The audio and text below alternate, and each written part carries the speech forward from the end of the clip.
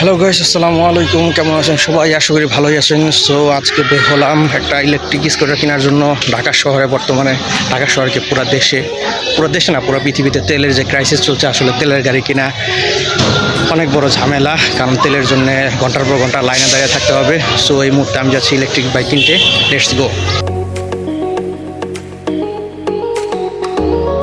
So আমি এই মুহূর্তে আসলাম মালিবাগ চৌধুরী পাড়ার রাইডো শোরুমে, অফিসিয়াল শোরুম। রাইডো হচ্ছে RFL এর একটি প্রোডাক্ট। সো আশা করি এটা ভালোই হবে। আমি আগেও দেখেছিলাম কয়েকটা মডেল, ইন্টারনেটে সার্চ করেছি।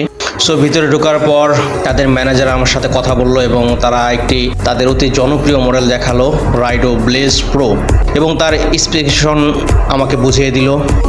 সবকিছু শোনার পর গাড়িটা আমার কাছে বেশ পছন্দ হয়েছে। তারপর আমি দামাদামি করে গাড়িটা কিনে নিলাম। এই গাড়িটির দাম 85,000 টাকা।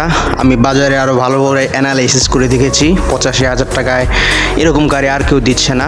সো গাড়িটা আমি নিয়ে নিলাম।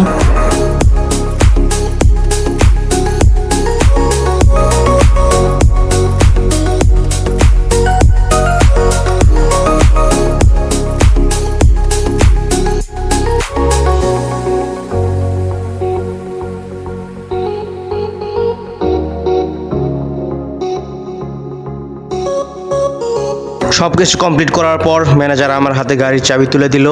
এত বড় চাবি ঢোকা মুকন দিয়া। ম্যানেজার যেহেতু আমরা চাবি তুলেই দিছে, তো দেখি এখন এই চাবি দিয়ে গাড়ি স্টার্ট করা যায় কিনা। এত বড় চাবি ঢোকা মুকন দিক দিয়া। ও আচ্ছা আচ্ছা, সরি, এইটা না আসল চাবি না, আসল চাবি তো গাড়ির সাথে লাগানোই আছে।